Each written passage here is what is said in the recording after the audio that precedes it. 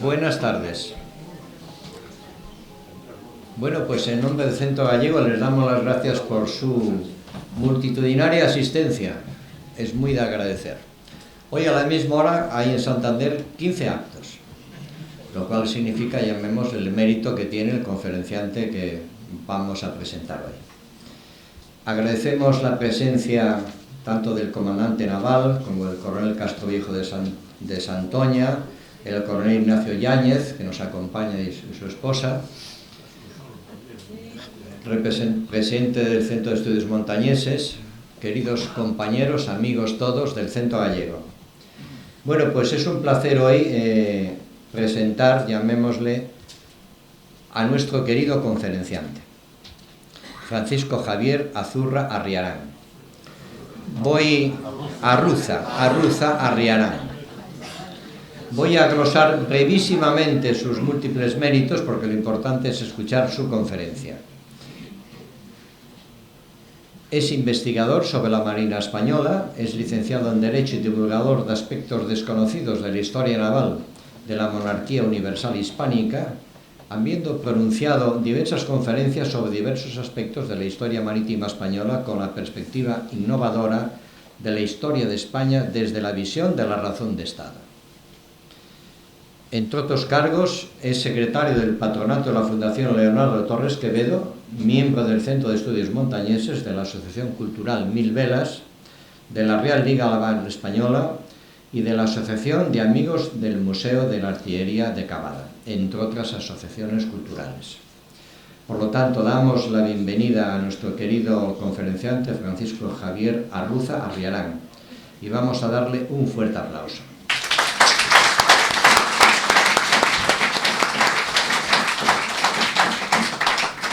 Brevemente voy a comentar la agenda de actos que tenemos para la primera semana de diciembre. Concretamente, el día 5 de diciembre, a las 7:30, tendremos aquí la agrupación artística Nas Ondas do Mar, que viene desde Ferrol. Es una agrupación muy importante que tiene 36 miembros, vocales y con instrumentos, así que todas las personas que estén interesadas, repito, 5 de diciembre, a las 19:30 horas, y nos cantarán algún que otro villancico. Bueno, la conferencia de hoy es una conferencia muy interesante, sobre todo porque celebramos un 400 aniversario de unos hechos gloriosos para nuestro país, nuestra querida España. Esta conferencia se va a grabar y la vamos a poner en el canal de YouTube que tiene el Centro Gallego, así que algunas personas que no hayan podido venir, pues en su momento les daremos el enlace para que puedan visionarla cuando quieran. Bueno, yo creo que sin más, lo importante es escuchar hoy a Francisco Javier, que nos desglosará todo lo que fue ese 1625 para la grandiosa historia de nuestro país, nuestra querida España. Sin más preámbulos, pues Francisco Javier, tienes la palabra.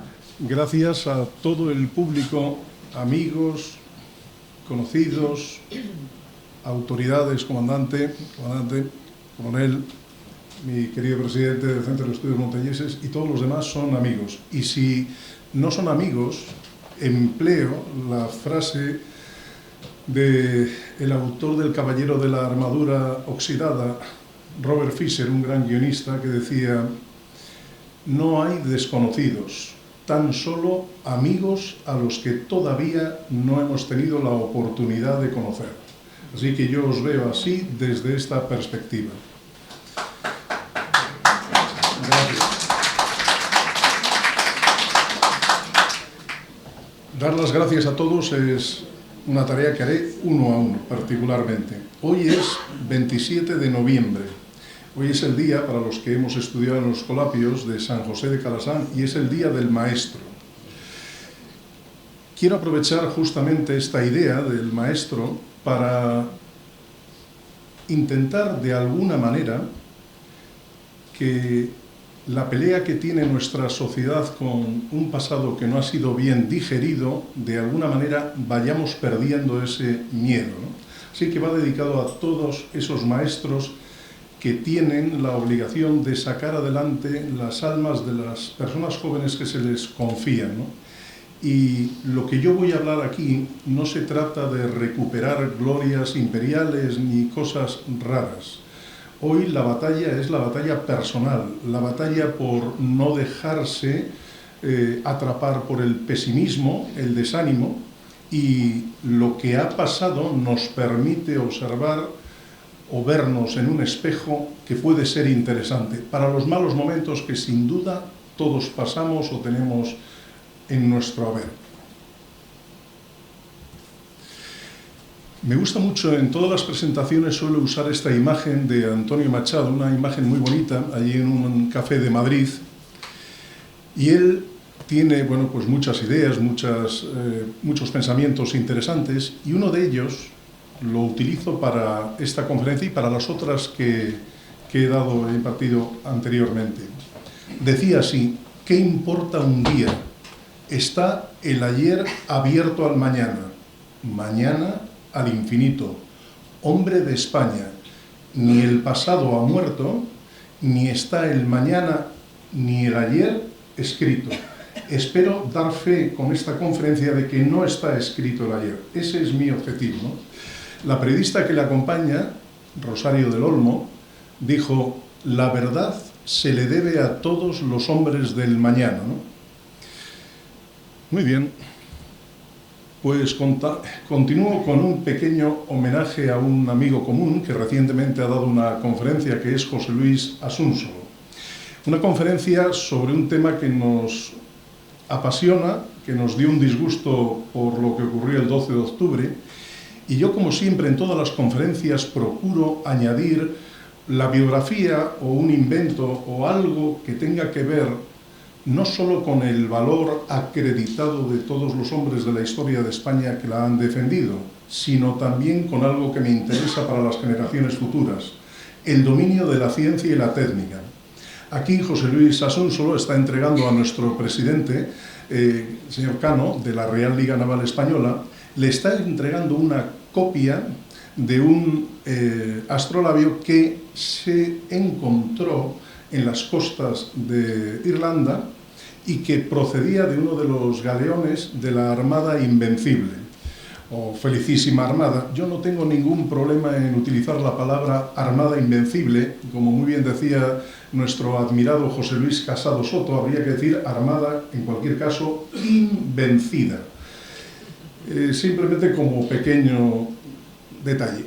Este astrolabio es una reproducción exacta, y la generosidad de nuestro amigo José Luis Asúnsolo donándolo a la Real Liga Naval me permite a mí hablar justamente de una de las características de la historia de España, y en nuestro caso de la historia marítima, es el dominio de la ciencia y de la técnica. Eso es lo que me interesa transmitir a todos. Aquí le tenemos a nuestro amigo José Luis Asúnsolo, que hicimos un homenaje tanto a las brillantes restauradoras que participaron en la restauración de ese cuadro que fue agredido, ¿no? Asúnsolo, como yo le admiro tanto, tiene una dilatada trayectoria. Él fue guía del Museo Naval. El día que vimos, el 12 de octubre, que nos llegaron las primeras noticias de este atentado contra la cultura, contra el patrimonio del pueblo español, naturalmente, pues con la Real Liga Naval hicimos un acto muy bonito, muy emotivo, y José Luis hizo una revisión de este cuadro espectacular que ganó el primer premio en la exposición de Chicago y que figura en un lugar, además, para mí muy especial. Está delante del mapamundi de Juan de la Cosa, ¿no? Cuando vi el atentado, bueno, mordiéndome los labios, claro, de esas chicas descerebradas que tiraron pintura y que afectaron más de lo que suponíamos, decidimos que había que hacer ese homenaje, ¿no? Aquí tengo una serie de frases que sirven de prólogo, de homenaje a José Luis Asúnsolo y a todos los asistentes y a todos los que nos interesamos por nuestro pasado. Marc Bloch, que es uno de los maestros de la escuela francesa Annales, una escuela historiográfica francesa, en esos consejos que daba a los nuevos historiadores, a los que querían dedicarse, contaba una pequeña anécdota. Su hijo se le acercaba y le decía: papá, explícame para qué sirve la historia. Y este hombre decía: me gustaría poder decir que este libro es mi respuesta, y la conferencia y nuestras conferencias son esa respuesta, ¿no? Umberto Eco tiene un par de citas muy interesantes que creo convenientes para explicar lo que hacemos de forma amateur, con ilusión, pero precisamente como trabajamos con ilusión en la historia, no tenemos cansancio, leemos más, y trataré de resumir las miles de horas, miles de lecturas con lo que quiero, que es un objetivo muy ambicioso y que veremos a lo largo de esta conferencia. Decía Umberto Eco que comprender esto no ayuda a resolver nuestros problemas, pero sí a entender por qué existen y, en consecuencia, como mínimo, a entender también que las cosas no se pueden cambiar con pequeñas operaciones superficiales. Además, agregaba, la historia sirve para entender no cómo las cosas podrían andar mejor, sino por qué andan como andan, ¿no? La historia, termina Umberto Eco, no sirve para saber hacia dónde se va, sino de dónde se viene, ¿no? En el capítulo de Juego de Tronos, en el último capítulo, es una conocida serie, ¿no? Yo no soy muy seguidor porque ya para eso tengo la realidad y la historia, que es más fascinante, pero siempre te encuentras un pequeño diamante, alguna frase, alguna idea interesante, y la tomo prestada de ahí. En ese último capítulo, Tyrion Lannister pronuncia un discurso muy interesante. Dice: ¿qué une a la gente? ¿Ejércitos? ¿Oro? ¿Banderas? No. Historia. No hay nada más poderoso en el mundo que una buena historia. Nadie, nada puede pararla. Ningún enemigo puede derrotarla. Es nuestra memoria. Olvidar es condenar a un pueblo a la extinción. Tardaré unos segundos. Estas son las dos terroristas que atacaron al cuadro. Como detalle pintoresco que me gusta, el psicoanálisis habla de los actos fallidos. Yo os llamo la atención sobre un pequeño detalle. Querían atentar contra este cuadro, contra Cristóbal Colón, y realmente atentaron contra el indígena que estaba aprendiendo. Lo veremos un poquito cuando saque la ampliación. Para mí es una anécdota deliciosa de un acto fallido, ¿no? Dicen proteger a alguien. Esta es la reivindicación. He puesto la reivindicación que aparecía en su página web. Están orgullosas de semejante barbaridad. Pero el verdadero objetivo son estas verdaderas heroínas, estas mujeres que dejaron sus fiestas, su periodo de vacaciones, para asistir lo antes posible como un equipo de emergencias a intentar rehabilitar el acto. Mi memoria y mi recuerdo y mi homenaje, siguiendo la estela de la Real Liga Naval y de Asúnsolo, es para ellas, ¿no? Aquí están, y cito sus nombres: María José García, Marta Muñoz, Laura Gómez, Seila Reynoso y Regina Zurdo, las restauradoras y conservadoras del Museo Naval, delante del cuadro atacado. Como veis, está junto a ese cuadro atacado el mapamundi de un valor incalculable, donde se representa por primera vez América, elaborado por Juan de la Cosa, ¿no? Siguiendo que la idea fue muy buena, Nieto, el caricaturista de ABC, dedicó un homenaje a estas verdaderas heroínas y excelentes restauradoras, sacándoles del cuadro y viendo cómo trabajaban en la restauración. Él tiene el texto: entonces Cristóbal Colón, su tripulación y los nativos de San Salvador salieron del cuadro para contemplar con admiración el trabajo de las restauradoras del Museo Naval. Bueno, pues ha ocurrido un detalle que me emociona y que por eso quiero compartir con vosotros. Santiago Burgaleta, que es un afamado coleccionista, le dijo a Nieto, al caricaturista, que donara esta caricatura al Museo Naval. Y aquí tenemos a Nieto y a la plana mayor de las restauradoras que han participado y al director del Museo Naval, y esa caricatura se va a colocar junto al cuadro en restauración como homenaje a esa viñeta tan deliciosa que nos permite continuar hacia adelante. Me ha parecido un detalle muy bonito para compartir. Bueno, ese museo naval tiene este año en su haber, tiene muchísimas exposiciones, muchísimas obras interesantes, pero a mí la que me encanta ha sido esta del Annus Mirabilis, ¿no?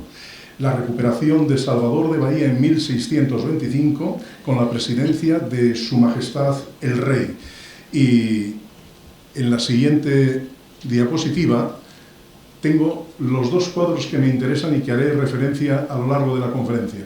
Son las dos versiones sobre la recuperación de Salvador de Bahía. Su Majestad el Rey está delante de la que se ha restaurado, que no se conocía, es propiedad de la Casa de Alba, y la de al lado es la que está en el Salón de Reinos del Museo del Prado, ¿no? Y, como indico, ahí, no sé si lo veis bien, en esta esquina aparece el conde duque de Olivares como los antiguos romanos colocando la corona de laurel encima de la cabeza de Su Majestad el Rey Felipe IV, recordando que eres humano, pero de alguna manera apropiándose de la victoria. Contaremos, aunque no es la parte más bonita de la historia y no me voy a entretener, es una parte de ella, hay que contarla, aunque no me hace especial gracia, ¿no? Pues me encanta el apoyo que Su Majestad el Rey, y viendo cómo hizo una presentación de Velázquez de las Meninas, actuando de Cicerone, me encantaría algún día, cuando esté terminado el Salón de Reinos, que es de lo último que vamos a hablar, donde están recogidas todas esas victorias españolas y que servían de salón de recepción de embajadores. Esta instalación estaba en el antiguo Museo del Ejército. El Museo del Ejército, que ha estado 150 años ahí hasta su traslado al Alcázar de Toledo. El Museo del Ejército era uno de los laterales del antiguo casón del Buen Retiro. Con la Guerra de la Independencia, los franceses destrozaron 3/4 partes, quedando solo este edificio. Estaban los 12 cuadros de las grandes victorias de esa época, añadidos a los cuadros de Felipe III, Felipe IV, sus esposas y su hijo, y arriba en el techo, os llamo la atención, estaban los 24 reinos. Es la manifestación de la monarquía universal hispánica reunida en una sala que es como una cápsula en el tiempo, rehabilitada, que por desgracia no ha terminado en este año conmemorativo del 400 aniversario. Han aparecido restos arqueológicos en el subsuelo y el tejado se ha reforzado. Los gastos, como podéis imaginar, han aumentado considerablemente, pero para mí es un proyecto que estoy enamorado. Realmente, de los 8 proyectos que se presentaron, de los 8 equipos, los 8 me encantaban. Da igual uno que otro, yo lo hubiera escogido a sorteo porque me encantan todos, ¿no? Bueno, todas estas conferencias que doy, hago un homenaje a mi maestro, don Manuel Fernández Escalante, que tenía que haber dirigido mi tesis. Desgraciadamente falleció. En este libro participo yo con un modesto artículo. Todos los demás son profesores de filosofía del derecho, y yo participo con mi homenaje personal hablando de lo que él pensaba a través de los libros que me regaló. Él quería que me dedicara a lo que sería mi tesis en su momento, y que la acabaré seguramente cuando me jubile. El título de mi tesis era Razón de Estado, concepto clave del funcionamiento de la monarquía universal hispánica entre estrategia, geopolítica y teoría general de sistemas. Junto en la esquina tengo al maestro de mi maestro, don Francisco Elías de Tejada y Espínola, un grandísimo catedrático de filosofía, derecho y derecho natural, un verdadero maestro del pensamiento carlista, tradicionalista, con más de 50.000 libros que tenía en su casa, fueron donados a la Real Academia de Legislación, y debajo al maestro Nicolás Maquiavelo. Aquí nos interesa, y por eso me entretengo, para dar un prólogo a lo que vendrá detrás, hablamos de la virtud y de la necesidad, lo que hablaba Maquiavelo en El Príncipe y en otras obras, ¿no? La tenacidad, la constancia, la virtud, cómo debe definir a un hombre de Estado, a un gobernante, ¿no? Tener esa dureza de objetivos, no rendirse, ese carácter en relación con los fines proyectados y conseguidos, ¿no? Tener esa fría determinación para no rendirse. El ejemplo, naturalmente, como os podéis imaginar, es Fernando el Católico, y Fernando el Católico, que es el modelo que sigue Nicolás de Maquiavelo y que retrata también otro gran tratadista de derecho, Mayneke. Se trata sencillamente de tener clara la idea, la razón de Estado, que tiene que escoger entre dos alternativas, entre pervivir y crecer o desaparecer. Cicerón, en De Legibus, lo expresaba elegantemente: salus populi suprema lex est. Es decir, la salud, la garantía del Estado, del pueblo, es la suprema ley, ¿no? Bueno, pues a eso dedico mi tiempo libre, entre otras cosas. Bueno, para hablar del poder naval, Marieta el otro día nos ha dado una preciosa conferencia en el Colegio de Médicos sobre Alfonso VIII y la genealogía. Muy bonita conferencia, y claro, yo siempre cuando traigo a mis amigos o visitas a Santander me gusta empezar por este monumento que tenemos aquí frente al Hotel Bahía. Parece una piedra sacada de la película 2001, Odisea del Espacio, aquel bloque monolítico, ¿no? No tiene mucha explicación, pero para mí tiene un hondísimo significado. Es el homenaje al fuero de Santander que hizo Alfonso VIII, el de las Navas de Tolosa, en julio de 1187. Este fuero es la base del poder naval y del poder marítimo. Protegía la industria relacionada, desde los astilleros, la creación de velas, cabullería, tornillos, todo. Es un verdadero tratado de protección de la industria marítima. La industria marítima es la que permite después sacar o extraer las personas como los elementos, los barcos, para proceder a convertirse en poder naval, ¿no? Que es la parte de la Marina dedicada a la defensa de toda la sociedad. Aquí traigo también, como no, y en recuerdo a José Luis Casado Soto, las imágenes antiguas de Santander, donde vemos que es esa pequeña, modesta base de la vieja corona de Castilla, esa base del poder marítimo, ¿no? Como podéis ver, tenemos aquí lo que es hoy Calvo Sotelo, la catedral, donde está el Banco de España, es el castillo de San Felipe, que era la base donde se organizaban las flotas que protegían los convoyes y las costas, ¿no? Esta idea es la que me permite a mí siempre empezar, ¿no? Enderezar el rumbo como lo hizo Alfonso VIII. Alfonso VIII, el de las Navas de Tolosa, la victoria de las Navas de Tolosa significó la fortificación de Sevilla. Los musulmanes entendieron el mensaje de las Navas de Tolosa y construyeron la Torre del Oro, la Torre de Plata, y reforzaron las fortificaciones. Años después, la consecuencia de proteger a la industria marítima, casualmente nos llega un personaje como es Fernando III el Santo, que organiza desde aquí, desde Santander y desde varias villas del Cantábrico, organiza la reconquista de Sevilla, y la flota partirá de aquí. Esa flota hubiera sido imposible sin este fuero. Este fuero es el verdadero origen de las condiciones para crear una historia marítima de verdad. Llamamos a Ramón Bonifaz Camargo el primer almirante. Hombre, como estoy en la Casa de Galicia, no puedo olvidar al obispo Gelmírez, que es el primero, el obispo de Santiago de Compostela, el primero que trae técnicos, ingenieros, constructores navales de Italia para defender las costas de Galicia y del Cantábrico de los ataques piratas de los vikingos y, desde luego, también de los musulmanes que llegaban a estas costas, ¿no? Un recuerdo para ese obispo con esa visión tan inteligente, ¿no? Bueno, sí, estoy... perdón, no. Sin gafas no puede ser, ¿eh? Sin gafas no hacemos nada.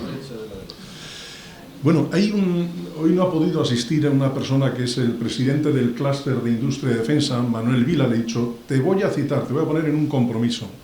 Manuel Vila, a pesar de ser presidente del clúster de industria y defensa e ingeniero naval, ingeniero industrial, es analista naval y tiene un delicioso artículo sobre la génesis del poder naval en la península ibérica. Esa génesis del poder naval hace una interpretación correcta de las ideas de Alfred Mahan. Alfred Mahan es el gran teórico norteamericano del poder naval, de la importancia del poder naval. Lo que pasa es que su libro, que es fantástico y lo leen todos los marinos del mundo, el primer conocimiento que adquieren al leer ese libro, la influencia del poder naval en la historia, es para mí desolador. Tiene unas opiniones, bucea solo en literatura histórica anglosajona, muy superficial, aunque el objetivo del libro es bueno, señalar la importancia del poder naval, las características que hacen que una nación tenga esa proyección naval. Él tiene unas frases difamatorias para la historia de España, nos llama incapaces de sostener un poder naval, simplemente se trata de desconocimiento.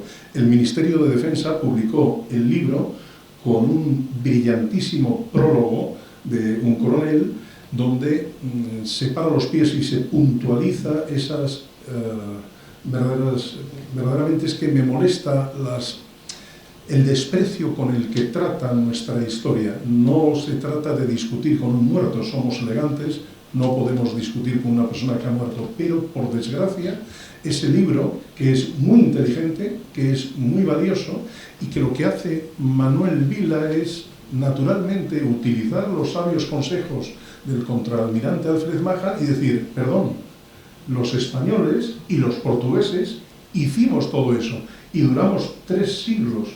El Imperio Británico y el Imperio Norteamericano no han durado todavía 3 siglos y hemos aguantado todo tipo de tormentas.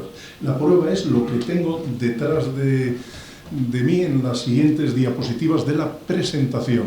Esa potencia, esa resiliencia, que se utiliza ahora esta palabra muchísimo, es lo que demuestra la monarquía universal hispánica, gestionando unos espacios inabarcables.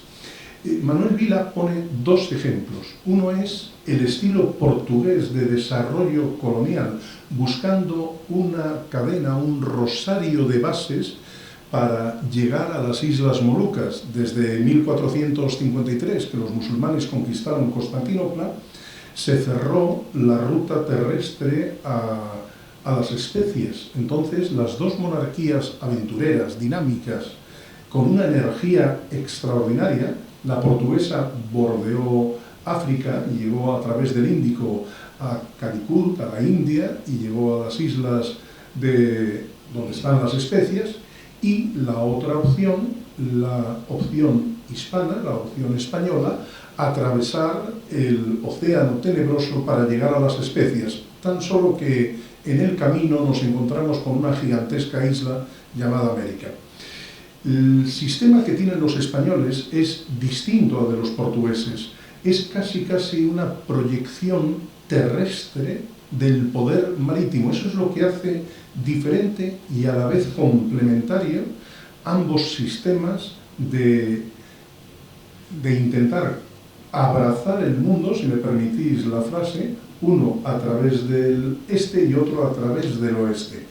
El sistema español es más patrimonial, de tal manera que la tierra es casi como una prolongación del mar y el mar una prolongación de la tierra.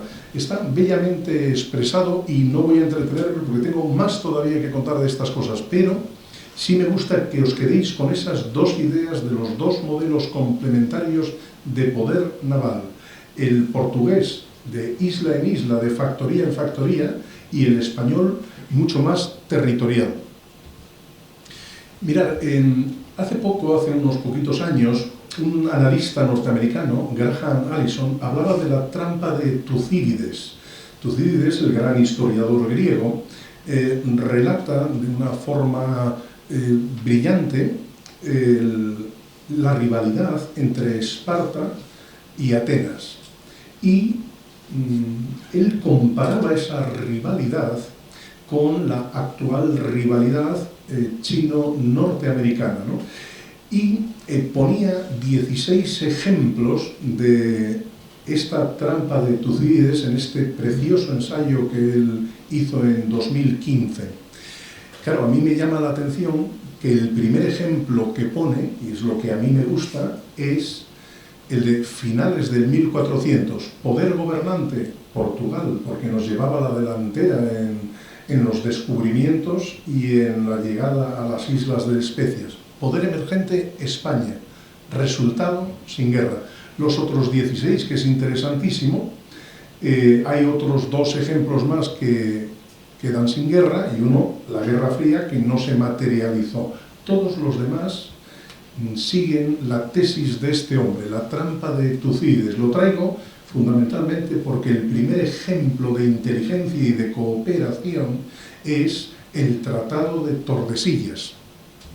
Este Tratado de Tordesillas, que tengo en este cuadro precioso, representa para mí el ejemplo de la teoría de los juegos aplicada 450 años antes de que a John Nash y a nuestros amigos norteamericanos les dieran el Premio Nobel de Economía. No nos vamos a meter en profundidades, la teoría de juegos es muy sencilla. Yo pierdo 50, vosotros ganáis 50, la suma de ambas cantidades da 0. Sin embargo, si yo gano 25 y vosotros ganáis 25, la suma da 50. Esto se aplica en economía, en relaciones internacionales, en relaciones de pareja, en todos los conflictos sociales. La teoría de juegos es una brillante exposición de la capacidad cooperativa, de la inteligencia cooperativa. Hay muchas variantes, el dilema del prisionero, etc., pero es apasionante. Y yo cuando veía el Tratado de Tordesillas para alguna conferencia que tuve la oportunidad de dar en la misma población de Tordesillas, un 23 de abril, empleé este ejemplo práctico de la teoría de los juegos, llevado a cabo por los reyes de Portugal y los reyes católicos. Manifestaron una inteligencia extraordinaria. Yo he visto a varios catedráticos criticar a Fernando el Católico e Isabel la Católica por ese juego, por ese Tratado de Tordesillas, donde decían que habíamos salido perdiendo. Digo, es evidente que no han entendido el movimiento de larguísimo alcance de Fernando el Católico y de Isabel la Católica. Tener las espaldas cubiertas, tener las espaldas tranquilas, la paz con Portugal, significaba poderse concentrar y desplegar toda su inteligencia en Sicilia, en Nápoles, en Milán, a través del puerto de Génova. Las grandes victorias, este año también conmemoramos la gran victoria de Pavía, 100 años antes de esta de 1625, en 1525, todo eso se produce gracias al Tratado de Tordesillas, que es la manifestación de inteligencia. He puesto el lema este de tanto monta y monta tanto, no es solo por lo de Isabel y Fernando, que es con lo que tenemos popularizado esa idea. Tanto monta procede de la biografía de Alejandro Magno cuando se encuentra con el nudo gordiano. Y Alejandro Magno, ante el nudo gordiano, ya sabéis, era o bien desatarlo, él lo que hace es cortarlo. Y dice, tanto monta desatar como cortar. Lo importante es la eficacia. Y de ahí toman los reyes católicos su lema, tanto monta es ser eficaz, ejemplo de razón de Estado. De cualquier manera, desatando, cortando, lo importante es la suprema lex salus populi.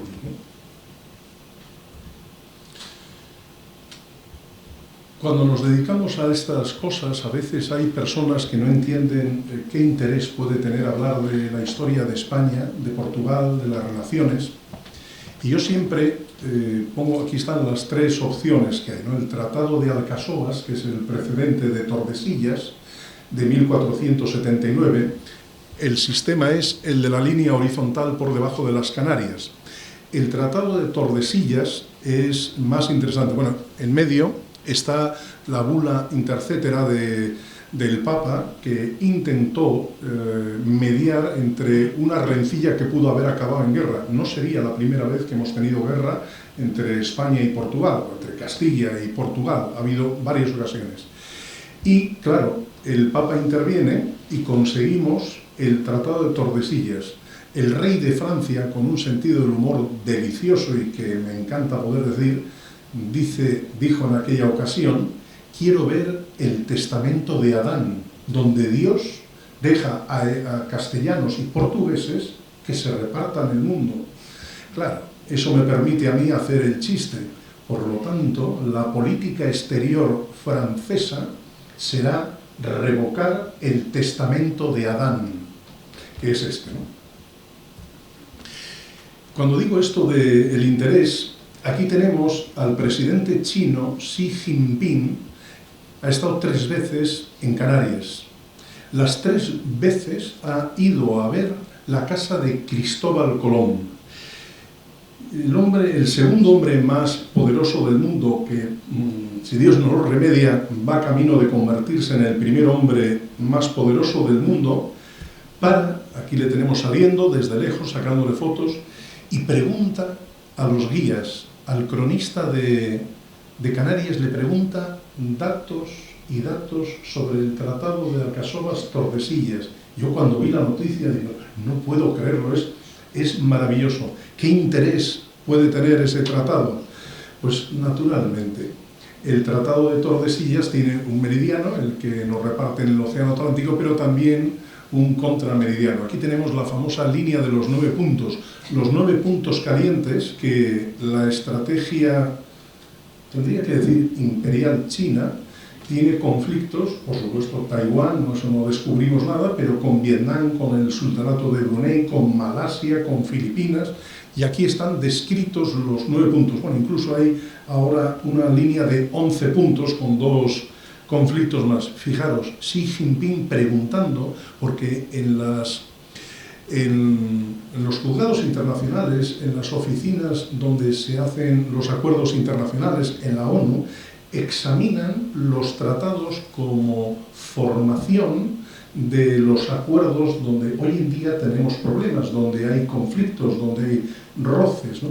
Y se utiliza como documento preparatorio todas estas cosas. Por eso Xi Jinping preguntaba a bocajarro, sin esperarlo, a los guías, a la directora del museo, al cronista de Canarias, aspectos curiosos del Tratado de Tordesillas y de Alcasovas.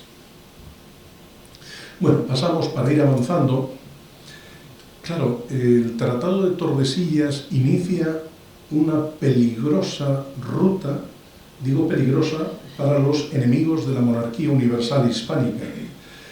Esa ruta llegará a 1580, en la que el rey Felipe II unirá las 2 coronas, la de Portugal y la de España, en su propia cabeza.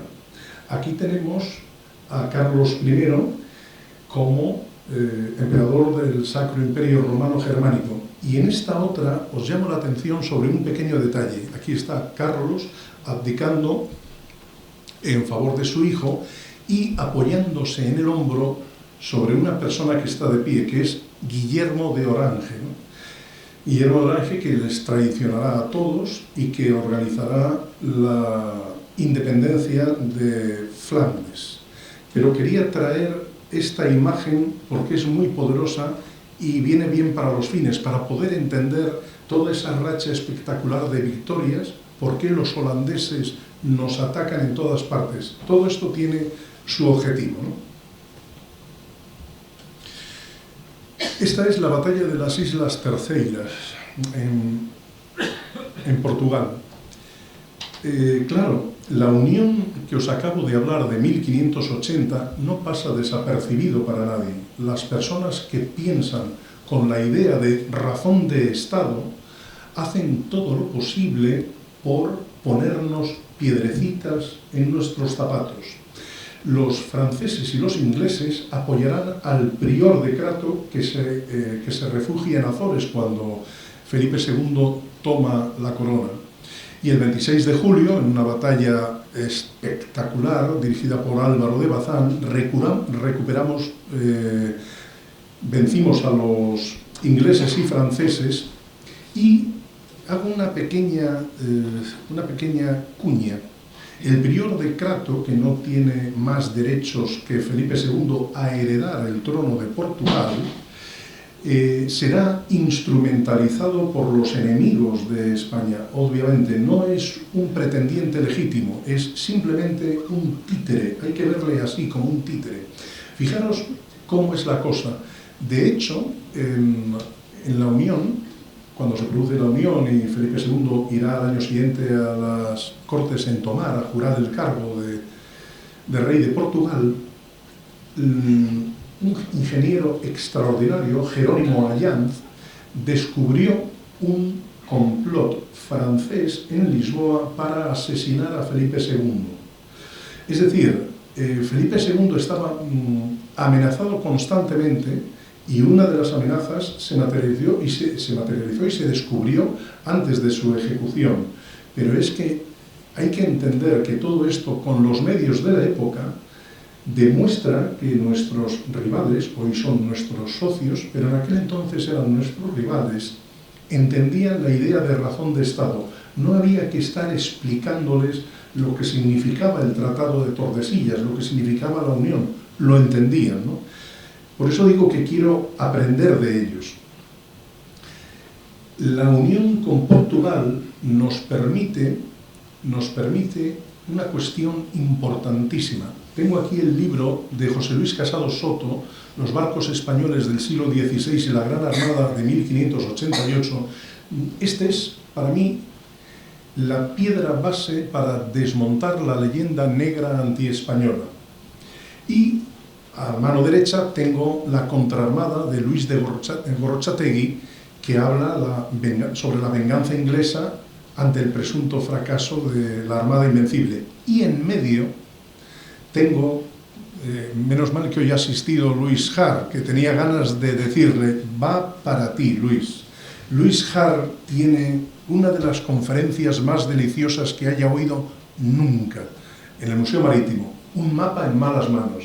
Este mapa que tengo aquí, y no me voy a entretener mucho porque tengo mucho que hablar, este mapa es el que tenía Francis Drake, donde están señaladas las ondas batimétricas de la entrada de la bahía de Santander. Es una historia preciosa que Luis en sus artículos Luis Har es un investigador impresionante y que disfrutas con todo esto. Pero a mí me apasiona este mapa porque es lo que tenía en sus manos Francis Drake. Al año siguiente de la presunta derrota de la Armada Invencida, la reina Isabel manda 180 barcos para arrasar Santander y el lugar donde se construyen barcos, el astillero de Guarnizo. De aquí saldrán, no entrarán, mejor dicho, porque los espías les dijeron que gran parte de la Armada Invencida estaba en Santander, estaba en todos los puertos del Cantábrico, pero el grueso de la flota estaba aquí, con sus cañones. Y entrar en la bahía de Santander a lo mejor no era tan interesante para destruir, como dicen en inglés, el lugar donde se construyen barcos, el astillero de Guarnizo y Santander, para arrasar y saquearlo, porque era la base del poder naval de la Corona de Castilla. ¿Dónde van? A nuestra querida Galicia. Y allí se encontrarán con una heroína, María Pita, que les hará un roto, pero de primera división. Morirán miles de ingleses, destrozarán, matarán, asesinarán, pero la estatua de María Pita que tenemos en Galicia es deliciosa. Es la demostración de la bravura hispana y el no dejarse pisotear. Pero no acaba aquí la cosa. Nuestros queridos ingleses primero rehusan, como un conocido torero de Sevilla, un torero que cuando ve que el toro le mira mal, dice, no quiero torear. Pues aquí nuestro querido Francis Drake no quiso entrar en Santander, lo intentó en La Coruña y salió escaldado. Y bueno, de lo malo, vamos con el prior de Crato a Lisboa y allí vamos a conseguir separar Portugal de la Corona de Castilla, vamos a dar un golpe de estado y va a salir todo fenomenal. Bueno, pues estaba ni más ni menos que el hermano del difunto Álvaro de Bazán. Y claro, les preparó una encamisada y murieron más de 14.000 británicos. Fijaros que cuando Felipe II manda un convoy, realmente no es una flota de invasión, es un convoy, galeones oceánicos de combate, pero la mayoría de los barcos de la Armada Invencida son barcos de transporte extranjeros en muchos casos. Y solo una pequeña serie de galeones, 30 de combate, exactamente. No se produce el encuentro con Farnesio y no les queda más remedio que dar la vuelta a las Islas Británicas. Lo interesante es una cuestión. El duque de Medina Sidonia, que yo le defiendo, ofrece en 3 ocasiones en el Canal de la Mancha formación de combate para enfrentarse a 200 barcos ingleses que juegan en casa, con sus costas al lado. Los ingleses rehusaron. Sí les gustaba disparar con artillería de lejos, pero no entraron al trapo.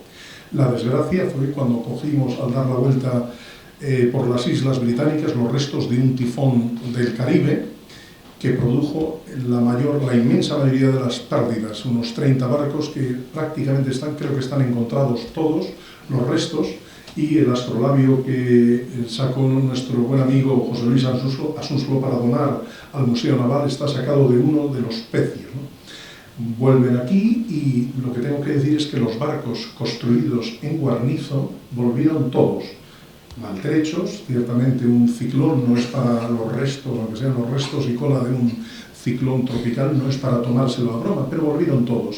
Y los ingleses, creyéndose su propaganda, quisieron aprovechar este momento especial. Lo interesante es que les salió fatal y la casualidad, esas casualidades de la Armada Invencida volvieron de 130 a 102. Y de la contraarmada de los ingleses, de 180, casualidad, también volvieron a Inglaterra 102. La diferencia está en la elegancia de su majestad el rey Felipe II, que el primer cargamento de oro y plata lo destinó a las viudas y a la Villa de Santander para atraer médicos y para pagar los gastos de los cerca de 10.000 marinos que estuvieron aquí en Santander. Nobleza obliga. Me gusta esta imagen porque es muy barroca, muy bonita, espectacular. Está la bandera de Portugal, la bandera de España, en el escudo también figura la bandera de Portugal, el escudo de Portugal, y bueno, pues están las leyes de Indias y nuestro viejo lema, recuerda a España que tú registes el imperio de los mares, ¿no? Y me encanta que veáis la imagen del español, no tanto con un arma, sino con un instrumento de navegación. Eso es lo importante, es lo que siempre me gusta hacer referencia. Nosotros el valor le tenemos acreditado, lo hemos demostrado. Digo nosotros, yo no he luchado en combate, hablo ahora, me apropio de la herencia de nuestra patria, ¿no? Pero, aparte del valor reconocido, está el dominio de la ciencia y la técnica. Eso es lo que nos da el valor añadido, ¿no? Aquí yo quiero que veáis lo que es la unión de España y Portugal y llamar la atención sobre este recuadro que he extraído. Fijaros lo que significa y cómo tenían que verse los franceses. Debajo de los Pirineos estamos nosotros. Bien, las Islas Baleares, está Sicilia, el Reino de Nápoles, el Milanesado, el Franco Condado. El camino español, que salía de Valencia y de Barcelona, llegaba al puerto de Génova y por tierra rodeábamos a Francia. ¿Cómo no se van a sentir asfixiados? Encima, con los famosos tercios españoles, después de la paliza de Pavía en 1525, esta situación geopolítica no les podía hacer ninguna gracia. Y a pesar de que Francia es católica, el cardenal católico Richelieu no dudará de ponerse de parte de los protestantes en las sucesivas guerras que vendrán después. Esas guerras están garantizadas, o está garantizado el éxito del bando protestante gracias a Richelieu. Richelieu también contactó con los musulmanes, con el Imperio Otomano y, como no, con los ingleses, todos en unión para hacernos un favor. Bueno, y ahora ya voy acercándome al objetivo de la conferencia, pero Una de las cosas que quiero es ver cómo se ha narrado la historia. Habéis visto lo que estaba hablando antes de nuestro santo patrón, San José de Calasán, como patrón de los maestros, o lo que decía Hegel, que tengo una nota que me ha gustado mucho, ¿no? Decía el maestro Hegel, la historia está hecha no tanto por los que la han hecho efectivamente, como por los que la cuentan. Este es un cuadro de Bruegel el Viejo. A mí me encantaba, yo me acuerdo cuando fui al Museo del Prado, lo vi, y este cuadro está hecho para criticar la conducta salvaje del duque de Alba, de los españoles católicos que asaltan pueblos, etc. Solo que hay un pequeño problema, para que veáis, y no será la única anécdota de la manipulación ideológica de cómo han contado los holandeses la historia, y lo que han conseguido no solo es que ellos la crean, sino, lo más importante, que nosotros nos creamos su relato. El relato de un rey fanático que solo le preocupa la religión, como si a ellos no, que es fanático y que superpone los intereses de la nación a su fanatismo religioso. Pues lamentablemente no es así. Es muy bonito para contar que ellos son los defensores de la libertad, la libertad, Dios mío, con lo que tengo yo aquí preparado para enseñaros. Son los defensores de la libertad y, sin embargo, nos dejan en el peor papel. Empiezo con este cuadro de Bruegel porque os recuerdo que el duque de Alba llega en 1568 a gobernar, un poquito antes, pero empieza a gobernar en 1568. Y este cuadro está pintado en 1567. ¿Era Bruegel el Viejo adivino? No. Pero para que veáis cómo se cuenta la historia, cómo aprovechan un relato bien trabado. Fijaros, ahora me voy a permitir una pequeña anécdota histórica para no ser tan pesado con tantos datos. Yo recuerdo el Mundial de Fútbol de 2010, que lo vi en el Mercado del Este con mi difunta madre. Recuerdo a mi padre que le encantaba el fútbol. Ese Mundial de Fútbol, España, ganamos 2-1 con el famoso gol de Iniesta a los holandeses. Y hubo una cosa que me llamó la atención, y perdón por esta frivolidad, pero no es tal, creo que no es tal, y por eso os la cuento. Unos periodistas dijeron, ¿os habéis dado cuenta de cuál es el himno de, lo que dice el himno de Holanda? El himno de Holanda habla de la lealtad al rey de España, y que los holandeses solo querían libertad religiosa, pero que ellos eran leales a España. Nosotros, que no tenemos letra, no pasa nada, nos basta con cantar y no tenemos complejos. No necesitamos llegar a mentir tanto. Yo creo que es el único himno del mundo donde hay una referencia al rey de España. Pero fijaros, para mostrar su lealtad, que si no es por Felipe II, que ellos seguirían siendo miembros de la corona. Creo que ese relato, para mí, no es válido. Bueno, aquí hay... Este es uno de los mejores cuadros que haya visto yo sobre falsificación histórica. Esto está en el Rijksmuseum de Ámsterdam. Bueno, es delicioso. Si os cuento la explicación, es que me da un poco de vergüenza, pero es la realidad. El cuadro divide mediante ese río, se llama Pescadores de Almas, haciendo referencia a las Sagradas Escrituras. Fijaros bien, aquí en la mano derecha están el bando español católico, con el rey contrahecho, son todos deformes, con malas caras, desordenados. La tierra de los católicos está yerma, podéis verlo, y es oscura. Sin embargo, en el lado protestante, todos son ordenados, gente noble, limpia, sin ostentación como la del lado católico, e incluso es casi el paraíso terrenal, es donde está la luz, donde están árboles frondosos, maravillosos, y fijaros, hasta los pescadores de almas son más fiables los holandeses calvinistas protestantes, más ordenados, navegan mejor que nosotros. Nosotros somos un desastre. Fijaros un cuadro que se titula La salvación de almas. Esta es una obra perfecta de propaganda. Además, directa al corazón, directa al cerebro, sin necesidad de cuestionarlo. Solo basta que somos morenitos, que somos de piel oscura, porque Dios nos castiga para que no brillemos como ellos, que son ordenados. Esta es la explicación de este cuadro, del siglo XVI, de 1618, creo recordar. Impresionante. Voy con dos cuadros. Naturalmente, como podéis imaginar, he hecho un resumen para tenerme a una hora razonable para dar la conferencia. Pero la manipulación es increíble. Bueno, aquí es donde se explica un poquito más. Yo quisiera resumiros de miles de lecturas, por lo menos de lo que he ido escribiendo. Todos mis amigos dicen, tienes que escribirlo. Bueno, lo escribo aquí y después ya lo trasladaré. Haré un pequeño resumen de estas mentiras que he ido cazando en el relato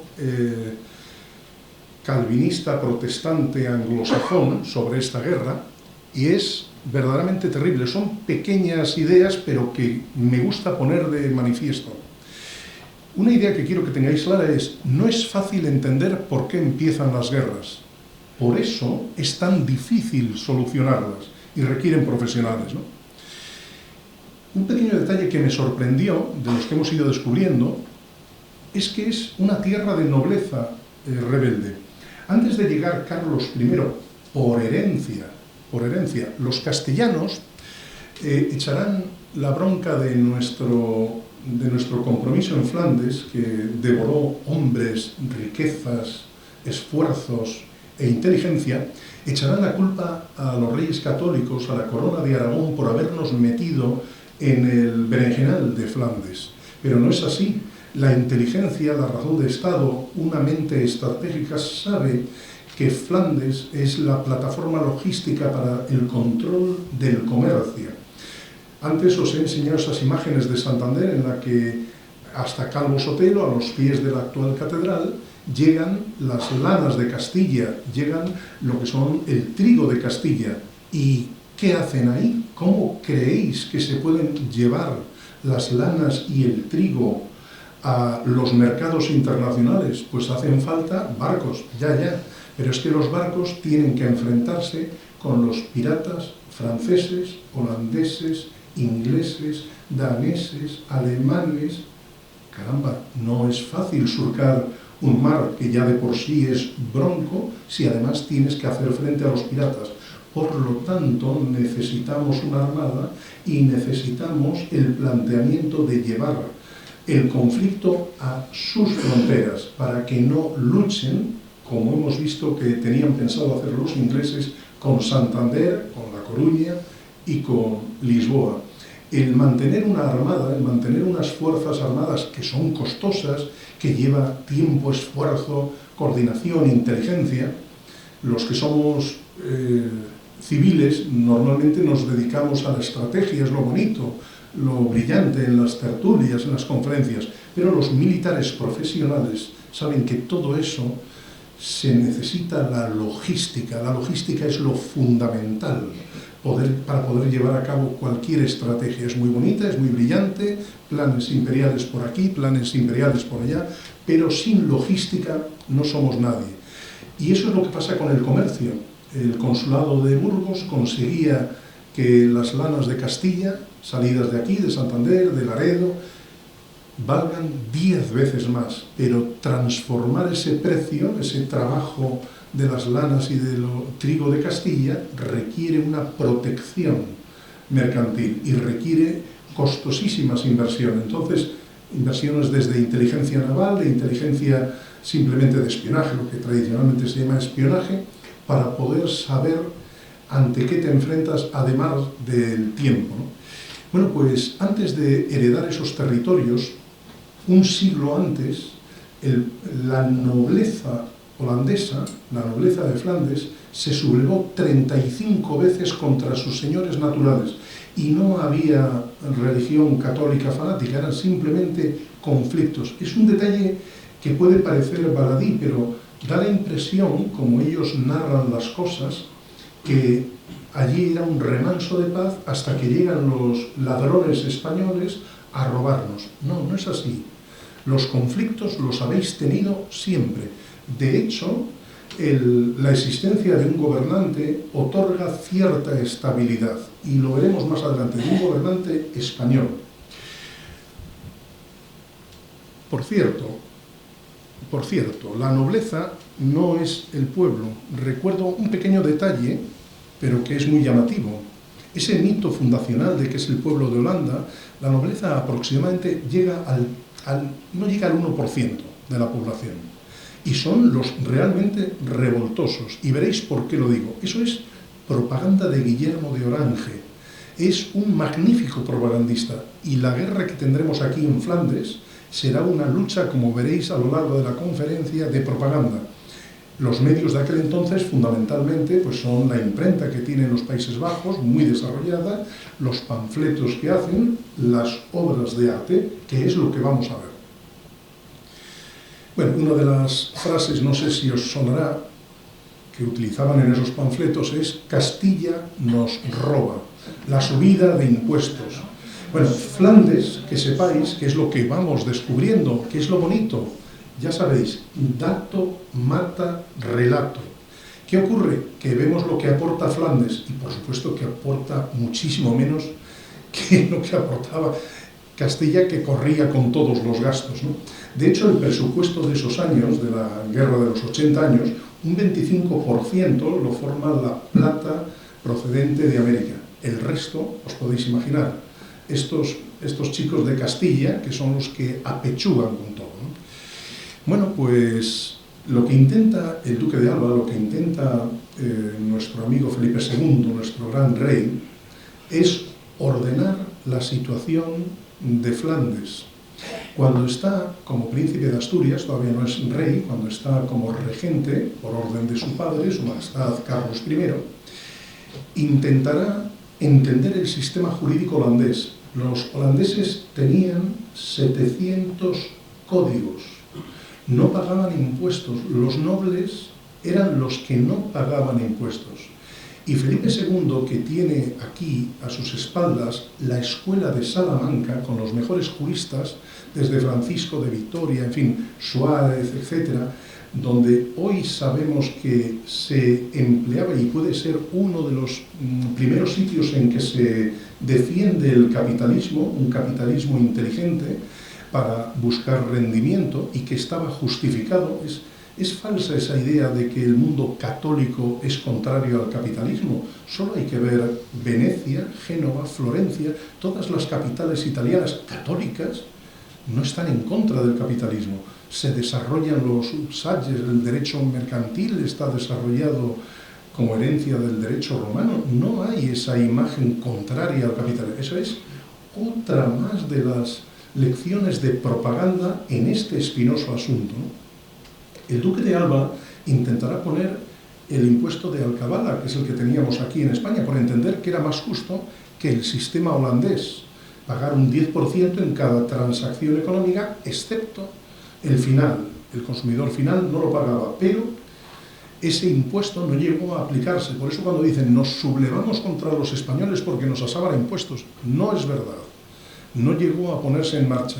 Y Felipe II no logró entender y unificar los códigos mercantiles porque estaban destinados para que los nobles no pagaran impuestos. Pagaban impuestos la gente humilde.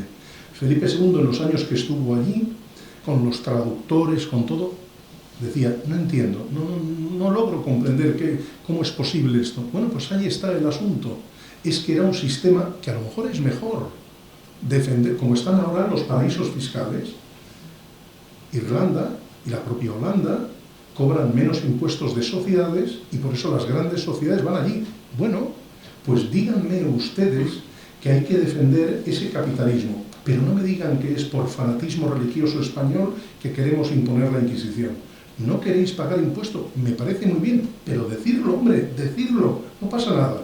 A lo mejor las capas populares de Holanda no estarían tan de acuerdo con vosotros. Ese es el pequeño problema que se les podía dar. Por eso es tan importante el relato, luchar contra el fanatismo religioso e insistir una y otra vez, Felipe II fanático, fanático, fanático. Pero eso no es así. Bueno, no nos vamos a extender en esta parte. Los tolerantes, ahora os voy a mostrar un par de detalles también sobre lo que es la tolerancia calvinista. Bueno, aquí he querido recordar que asistí con nuestro coronel, nuestro anterior delegado de defensa, a la presentación de un libro de un general español que había escrito sobre Lope de Figueroa, y asistimos aquí, en el Centro Gallego. Bueno, Juan Ortí habló de ese libro y yo le pregunté por otro personaje, otro maestre de campo, otro oficial, que tiene una estatua en Holanda. Esto no lo sabe nadie en España, yo, ni él lo sabía, y se comprometió a investigar. Él está en el cuartel, estaba en el cuartel, se puede decir porque lo dijimos aquí, en el cuartel general de la OTAN, que está cerca de aquí, de Harlingen. ¿Quién es este hombre, Gaspar de Robles? Pues es un oficial español que, mirad lo que era el cambio climático. Aquel día 1 de noviembre de 1570 hubo un temporal tan devastador que rompió los diques, inundó prácticamente media Holanda, murieron miles de personas, miles de cabezas de ganado, bueno, fue un desastre. Y este español, este oficial, con sus hombres, con los tercios, construyó un dique con el riesgo de la vida de los soldados españoles. Los holandeses han conservado, y estos diques han estado en pie 400 años. Diques construidos por ingenieros españoles, 400 años. Y le pusieron este monumento. El monumento ha sido restaurado, rehabilitado, etc., pero está en el mismo sitio donde los españoles sacrificaron algunos sus vidas por construir estos diques. Gaspar de Robles, monumento en Holanda, de los tercios, a las órdenes del duque de Alba. Este hombre propuso rebaja de impuestos para ayudar a los holandeses, ayudas de todo tipo. Caramba, no éramos tan malos, ¿no? Otro ejemplo de tolerancia calvinista. Este va para mí y para los que seáis de derecho. Este es Hugo Grocio. Este es uno de los padres del derecho internacional, de Mare Liberum, etc., del derecho internacional público y, por supuesto, de mi querida asignatura, Filosofía del Derecho, Derecho Natural. Este hombre es antiespañol, calvinista, inteligentísimo. En su libro que utilizaron todos los enemigos de España, sobre el mar abierto, sobre los derechos de navegar, etc., hubo un pequeño encontronazo entre las naves holandesas y naves portuguesas en Asia, y este hizo el informe jurídico para defender la actuación, la piratería, para entendernos entre nosotros, ahora que no nos oye nadie ni lo va a ver nadie. Defendió la piratería de los holandeses. Bueno, pero anécdotas como esta aparte, a mí me gusta porque el hombre es inteligente, defiende la opción holandesa y, de lo malo, es moderado dentro de los calvinistas. ¿Qué ocurre? Que este hombre es detenido por los calvinistas fanáticos y le condenan a estar en esta cárcel, que era una cárcel para presos políticos. Lo siento, no era para criminales, para presos políticos, para los que no pensaban como los calvinistas radicales, psicópatas, asesinos, que es lo que eran.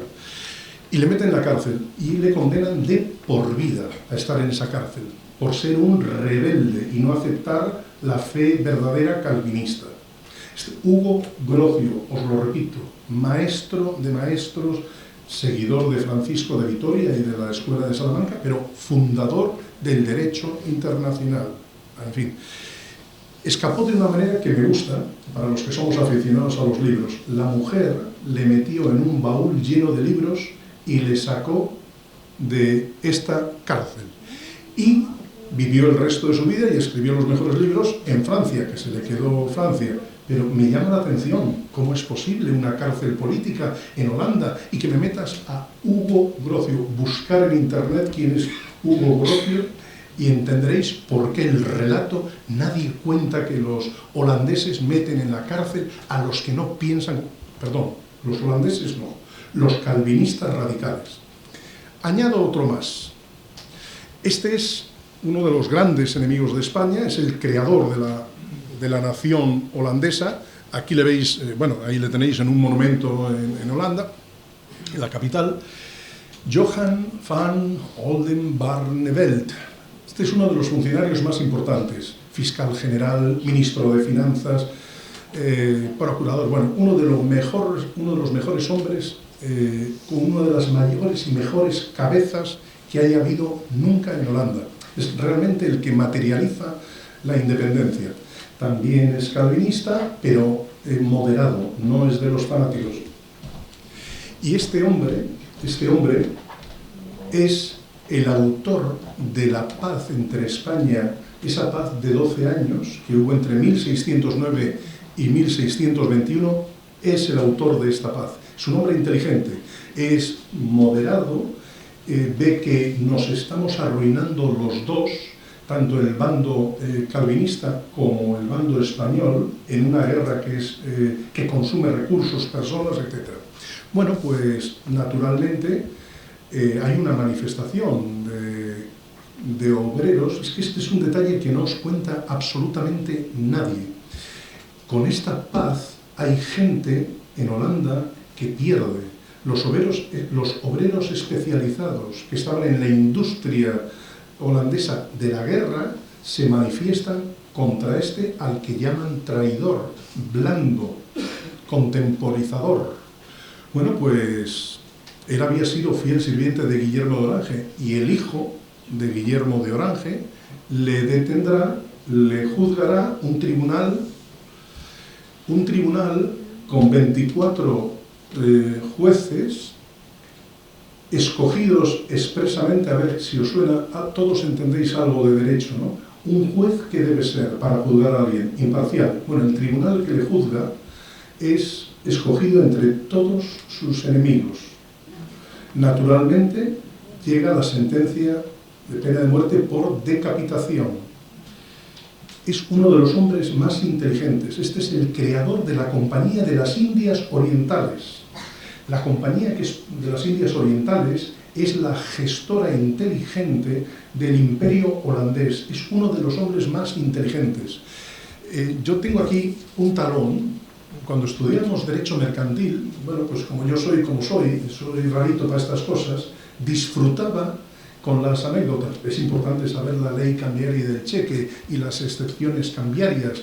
Hay gente que sobrevive después de haberse aprendido el derecho mercantil. Bueno, bromas aparte, la inteligencia de poder transportar dinero mediante un acto de auténtica confianza es un invento de estos caballeros.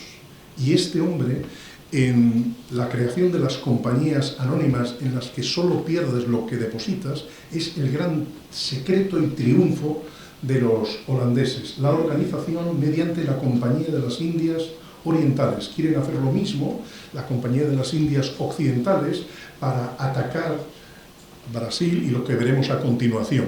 Pero a mí me llama la atención la tolerancia de los radicales calvinistas. No hay perdón.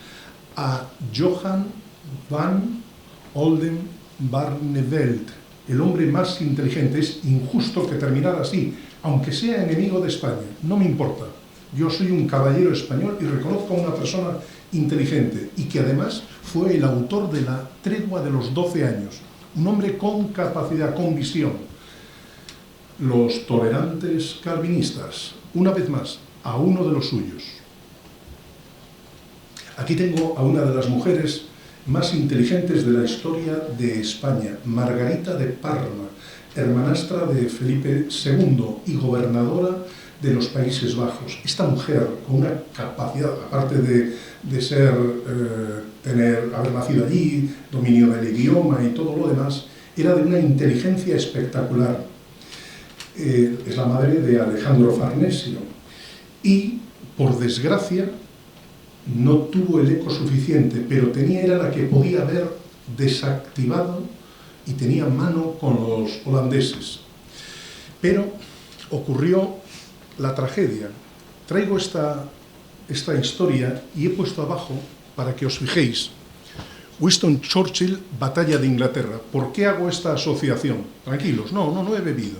Esta es la jornada de la furia iconoclasta de los holandeses contra los católicos, 20 de agosto de 1566. Los holandeses calvinistas organizan la quema de conventos, la destrucción de iglesias, la destrucción de imágenes religiosas, etcétera, etcétera. Y siempre olvidan un pequeño detalle, no tienen mucha memoria, pero hay que refrescársela. Además de matar católicos, que parece ser era un deporte muy bien visto en aquella zona, insisto, matar católicos, esto lo organizó el Guillermo de Orange. Se le ocurrió una brillante idea. ¿Conocéis lo de que alguien mueve el nogal y otros recogen las nueces? Bueno, pues eso lo hizo los protestantes, incitar a los calvinistas para atacar a los católicos en esta jornada, en esta orgía de crímenes y asesinatos.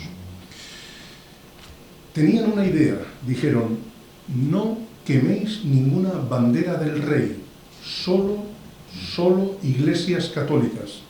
Pero los calvinistas protestantes se vinieron arriba, era tan bonito, era tan delicioso matar y matar y matar, que empezaron a matar a protestantes tibios.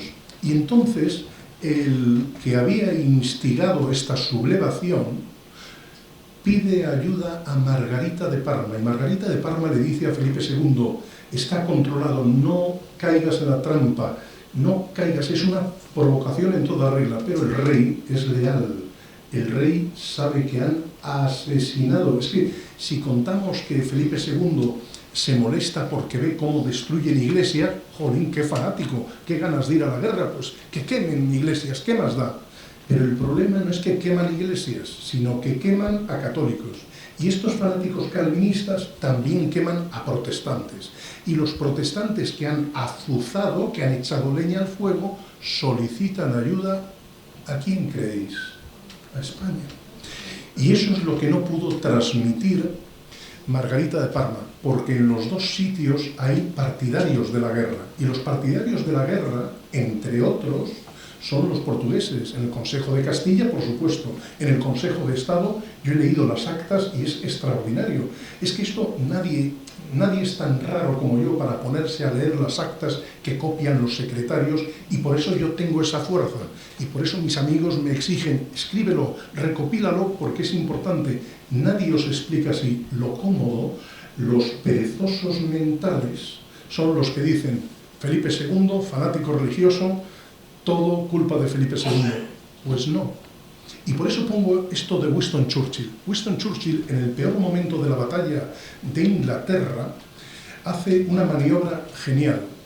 Hitler está bombardeando todas las instalaciones militares, puertos, aeropuertos, concentrándose en una futura invasión para destruir cualquier posibilidad de reacción de Gran Bretaña. Y Churchill se le ocurre una maldad impresionante. Decide bombardear un barrio residencial de Berlín y obtuvo respuesta, consiguió lo que quería, sacó de quicio a Hitler, cosa que no parecía muy difícil, y Hitler dejó de bombardear puertos, aeropuertos, instalaciones militares y se concentró en bombardear Londres y destruyendo la arquitectura deliciosa del viejo Londres, ¿no? Bueno, pues consiguió el objetivo, porque Hitler desgastó una oportunidad entre 1 millón posiblemente de ganar la guerra, que era desgastar a Gran Bretaña en el aspecto militar, pero perdió porque cayó en la trampa de Winston Churchill.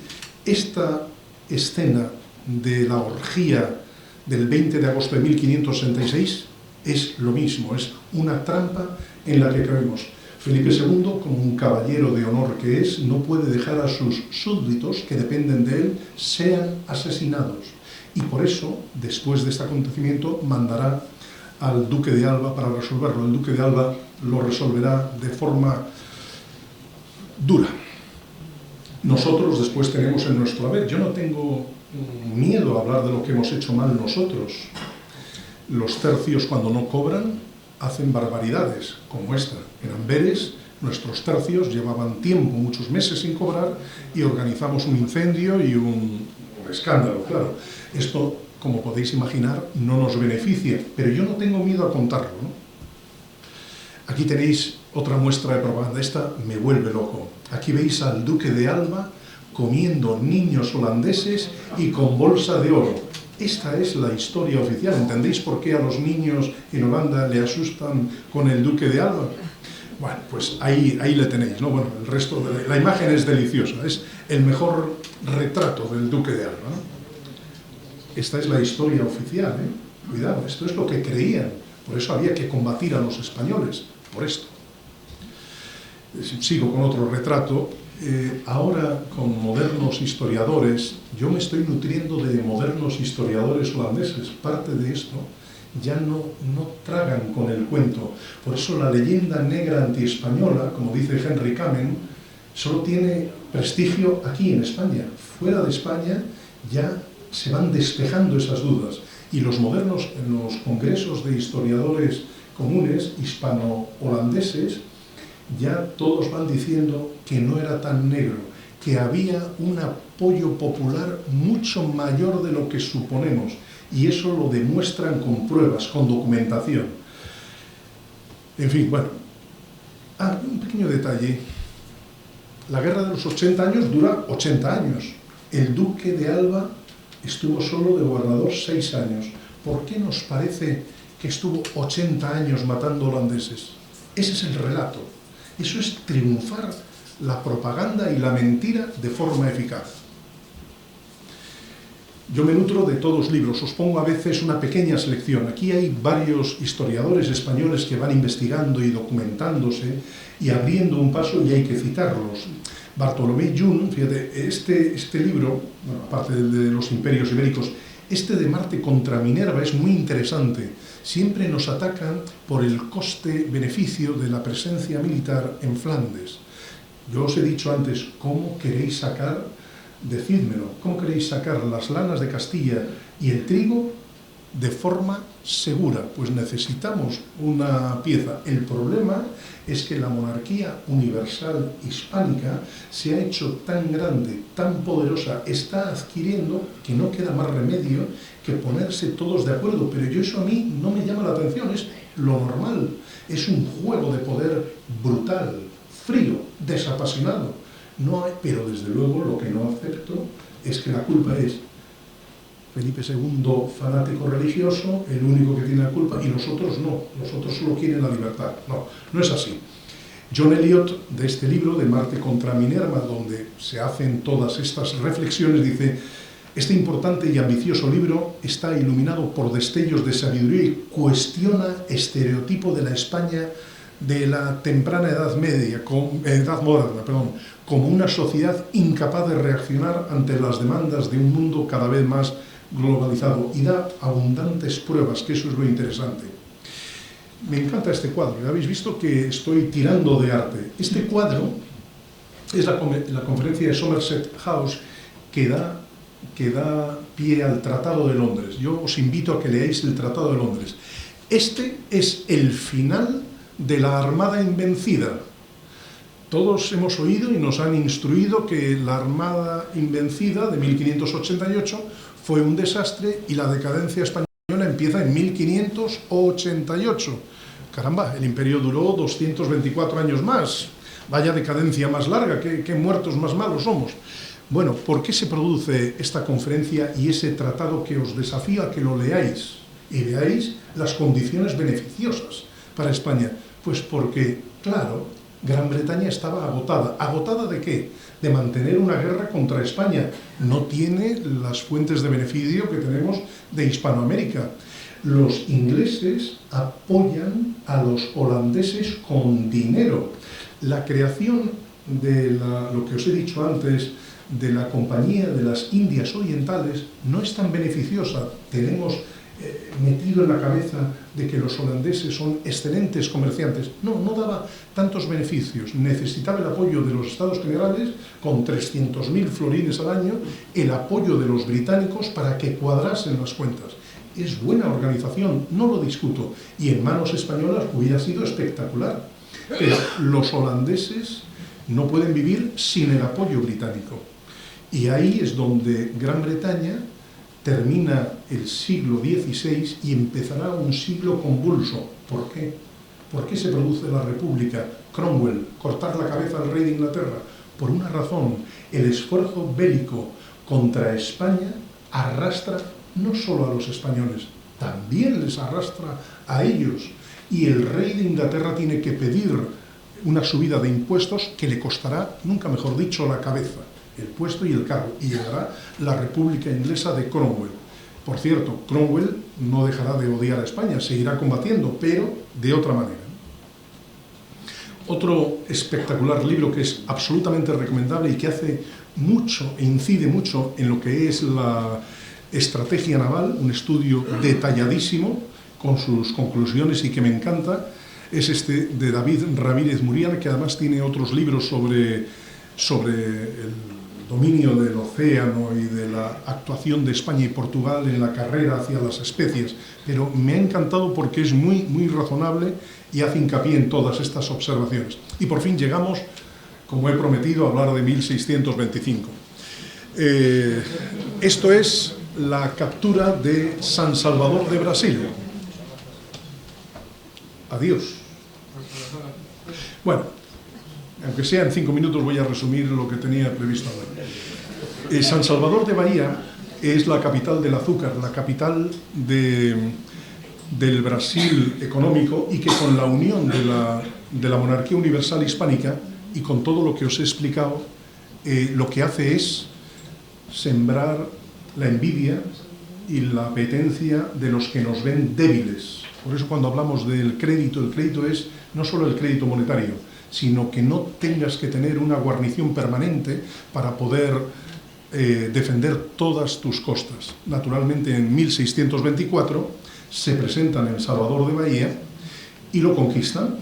Claro, ellos hacen una publicidad extraordinaria y esa publicidad extraordinaria hace que ellos se vengan arriba. Pero, paralelamente, en España se organiza reuniones del Consejo de Castilla, del Consejo de Portugal, del Consejo de Estado, por el peligro que supone. Hay que sacar, como sea, una respuesta. Me he permitido un pequeño desliz cinematográfico y he titulado este cuadro, que es fabuloso, El Imperio contraataca. Soy aficionado al cine y me permitís esa pequeña broma, ¿no? La exposición del Museo Naval gira en torno a este cuadro. Este cuadro es... Mira, así no voy a hablar de por qué la viuda pone en marcha este cuadro. Este cuadro es el resumen de la actuación de España en la recuperación de Salvador de Bahía. Nos unimos España y Portugal, unimos 2 flotas. De hecho, la aportación española, vendrán flotas no solo del Mediterráneo, sino del Cantábrico y de las 4 villas, participarán serán parte de la formación que veis desplegada a lo largo de 30 kilómetros delante de Salvador de Bahía. Un despliegue organizado en un tiempo récord. Organizar esto. He puesto una frase que dice Felipe IV en la comunicación cuando se está preparando todo esto, que es demoledora. Dice Felipe IV: la flota que al subir yo al trono en 1621 solo tenía 7 barcos, se ha elevado en 1625 a 108 barcos de guerra marítima, sin contar con los navíos de Flandes, las tripulaciones que están formadas por los marinos más diestros que este reino haya tenido nunca. 55 barcos, 12.000 hombres, 1.187 piezas de artillería. Se reúnen en Cabo Verde y llegan a los pocos meses a Salvador de Bahía. Y tras este espectacular acoso, logran recuperar Salvador de Bahía. ¿Qué ocurre? Esta es la otra explicación que os he dicho antes del conde duque de Olivares poniendo la corona de laurel, y veis que los 2 relatos del mismo acontecimiento son distintos. Por premura de tiempo no vamos a hacer hincapié en los motivos de uno y otro, pero Gregorio Marañón tuvo una excelente biografía de nuestro querido conde duque de Olivares, subtitulada La pasión de mandar. Su pasión de mandar. Se sentía el dueño de todo y, como el innoble visir Ibn Abbas, quería ser califa en lugar del califa. Aquí lo veis. Bueno, esta es la nave del almirante. Aquí vemos a don Fadrique de Toledo ampliando el cuadro. Y llego al final, que no es el final, hay muchísimo más. Aquí están otros dos héroes españoles, hispanistas, John Eliot y Jonathan Brown. John Eliot le habéis conocido y Jonathan Brown es un gran catedrático, los dos por desgracia están muertos, gran catedrático de Historia del Arte, especialista en Velázquez. Ahí están en el Salón de Reinos del Museo del Prado, donde estaban todos estos cuadros reunidos que tenían que hacer referencia a la espectacular racha de victorias. Y ellos son, yo tengo este libro del año 1981, es uno de mis tesoros en mi casa, porque proponían, a mí me parecía brillantísimo, pero claro, eso cuesta un dineral. Bueno, pues se está terminando, tenía que haberse terminado este 2025, pero estas obras del subsuelo y del techo se han alargado y han aumentado el precio, pero parece ser que en el 27 posiblemente esté terminado. Mi homenaje va para ellos por tener esa fantástica idea de recuperar ese Salón de Reinos como una cápsula en el tiempo, donde algo que estaba destinado a combatir la propaganda holandesa, para combatir la propaganda protestante, está camino de ser rehabilitado, restaurado, recuperado. Podremos pensar sobre lo que es la vida, el Sic Transit Gloria Mundi, ¿no? Aquí veis un poquito, veis lo que está en el recuadro blanco, es lo que queda, que era donde estaba el Museo del Ejército. Todo lo demás desapareció con la Guerra de la Independencia. Todo esto son dibujos del proyecto, insisto, los 8 proyectos me encantan, son magníficos. Veis, aquí era el Salón de Reinos, cuando era Museo del Ejército, donde estaban armaduras, estandartes, etc. Eso es lo que se está rehabilitando para recuperar. Aquí están, por supuesto, para nuestro presidente, se ve Galicia, como puedes ver ahí, todos los reinos se encuentran, los 24 reinos. Portugal por aquí, Galicia por allí, todos, Navarra, todos. Esto es como quedará el Salón de Reinos en 2027. Yo me emociono con esto, lo tengo en 20 sitios, me encanta. Es el resumen de todo, los reinos representados, la nobleza española. Hay 10 cuadros, para cuando vayáis a la inauguración, hay 10 cuadros. Este es el exterior, cómo va a quedar, fantástico, con zona peatonal. Bueno, Madrid va a pegar otro despegue más por si no tuviera alguno, ¿no? Con esta recuperación fabulosa, ¿no? Esta es otra imagen para que veáis aquí el cuadro de la representación de nuestro querido conde duque de Olivares. Claro, aquí es donde me ha pillado el tiempo, pero voy a hacer un brevísimo resumen. Estos son los cuadros que representan el único cuadro desaparecido. Ya sabéis que los franceses vinieron a traer la libertad, la igualdad, la fraternidad, y se llevaron a cambio miles de cuadros. Hay 5.000 cuadros desaparecidos. Un gran militar español, Álava, en 1815, con el apoyo de la embajada rusa, del zar Alejandro II, de esos 5.000 cuadros recuperó 400 manu militare. No estaban los funcionarios del Museo del Louvre, no vamos a hacer sangre con ellos, que bastante desgracia tienen ahora, con las joyas que han perdido. Yo me fotografié con mi madre delante de esas joyas de la corona de Francia, y no vamos a hacer sangre con ellos, ya llevan bastante penitencia con eso, ¿no? Pero sí es verdad que nos robaron muchísimos cuadros. Este está en el Museo Naval y representa la recuperación de la isla de San Martín, no de San Martín. Bueno, aquí tenemos, vamos a hacer los 12 cuadros en una rápida visión de los que formarán parte de esa colección, y me encantaría poderos tener a todos en una excursión fabulosa a ese espacio tan espectacular. Esta es la expugnación de Rheinfelden, son zonas del gran escenario de combate universal de la monarquía universal hispánica, y que fue uno tras otro recuperados en torno al año 1625. Los 5 grandes son, el Socorro de Versace es otra fabulosa maniobra también que está. Estos cuadros, todos estos, salvo el primero, están en el Museo del Prado, ¿no? Estos son parte del camino español, por eso son tan importantes estas batallas no son caprichos, no son exhibición, era mantener una línea logística por tierra, ¿no? El socorro de la plaza de Constanza, también fantásticamente logrado, frente a tropas, en el milanesado, frente a tropas del norte, y esa victoria también fue espectacular. Todo esto, insisto, garantiza el camino español. La recuperación de San Juan de Puerto Rico, que estaba ocupada por holandeses y que también fue otra brillantísima operación de octubre de 1625, con nuestra querida compañía holandesa de las Indias Occidentales, a los que expulsamos de San Juan de Puerto Rico, del viejo San Juan de Puerto Rico. La recuperación de la isla de San Cristóbal también, que fue, esta también participó nuestro querido almirante Fadrique de Toledo, el de la recuperación de Salvador de Bahía. Aquí tenemos el cuadro susodicho de nuestro querido conde duque de Olivares coronando al rey. Si le veis en perspectiva, es más grande que el propio rey. En perspectiva, los que están detrás tendrían que ser más pequeños.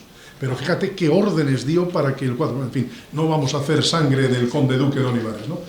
Aquí tenemos el socorro de Génova. Claro, Génova es la puerta de entrada al camino de español, y también es esta espectacular actuación de una maniobra anfibia, llegar a Génova desde España, recuperarlo y dejar abierto el camino español, ¿no?